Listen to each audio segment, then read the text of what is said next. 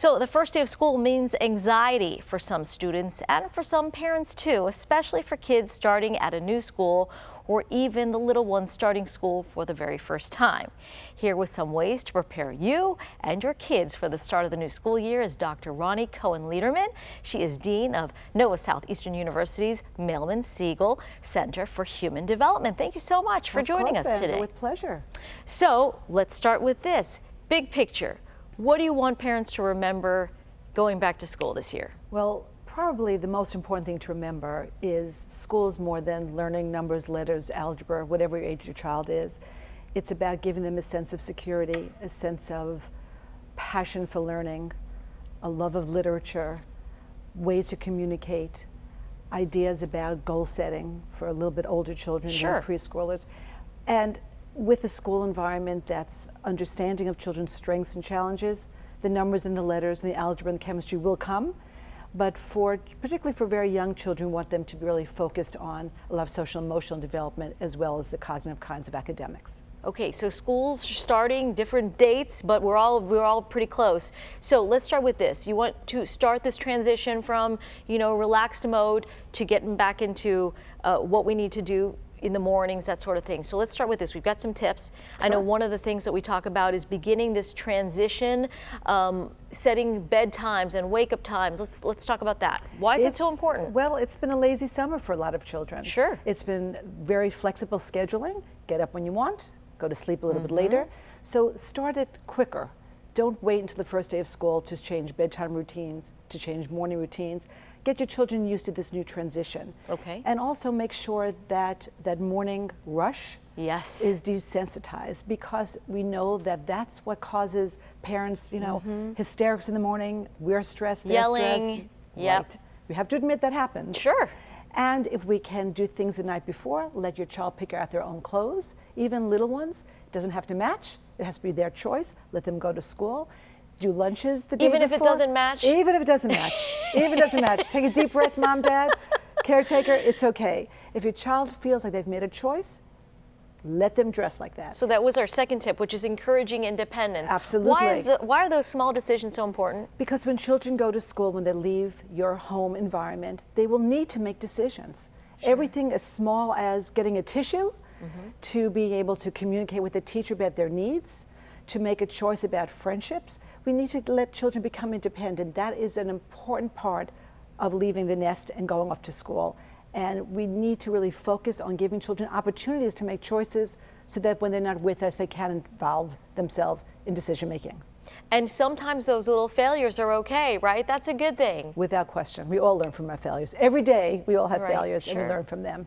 Okay, another thing in one of your tips was the open houses. Yes. Those are important, right? Why are they important? How can they help children? We have open houses all the time. Schools have them, orientations. Take advantage of them. Let your child see where their classroom is going to be, meet their teacher, reconnect with old friends, make new friends. Familiarity, to be comfortable in new environments is important for children. So if you can take them with you to open houses, take advantage of that time. It's important. I know one of the things we were talking about is communicating with your child about their feelings. So you should just straight out ask them, how are you feeling? And if it is about, if they are saying that they feel nervous or scared, how do we make them feel better about that? A lot of times it's more than just saying, how do you feel? Because particularly young children are not going to be able to articulate exactly what their anxieties are. So be a good observer of your child. See if you notice sleeping issues, anxiety in the mornings. See if you see them crying over things that didn't seem to be an issue beforehand. If they are anxious, you can say things to them like, I can see you're stressed, or you seem upset, or you seem scared, and talk to them. Always be available to your child, and then when they do open up, make sure you reflect back to them what they're saying so they know you've heard them. Communication's everything with a parent and a young child. One thing you noticed on there was that sleeping and eating patterns can really change with anxiety? Absolutely.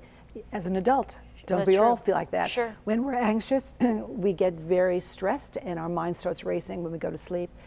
It's the same with young children. Nightmares, crying before they go to sleep, waking up earlier than usual with anxiety. Pay attention. Feeding, what they're eating, what they're not eating. The lunchbox is coming home not touched. Make sure you pay attention to those even more subtle signs than just coming out and saying, I'm scared, Mom, because we want our children to be able to not only articulate their fears, but when they act in a certain way, that we can pick up on it and be good observers of our children. I noted that you said make a special goodbye with your kids, that they can help. Yeah, for little ones particularly, even older ones, high fives work as well. But for young children who have separation issues, have some sort of routine. Maybe it's 3 kisses and a high five, whatever it might be, and start practicing it before the first day of school. So your children get used to that separation part of school, because that can be very challenging for some children. I know your message, at the very beginning you talked about, remembering it's more than just, what you're learning. It's sort of the big picture is, your kids doing well, adapting well, happy. Is that just as important for older kids? We were talking about how we're seeing so much anxiety in older students now because there's so much pressure. So what is your message also for parents trying to help their older students? There are a lot of pressures now going to school. We know safety issues, bullying issues, online kinds of issues amongst children, pressure about getting good grades, going to get into the right college. There are a lot of pressures for children.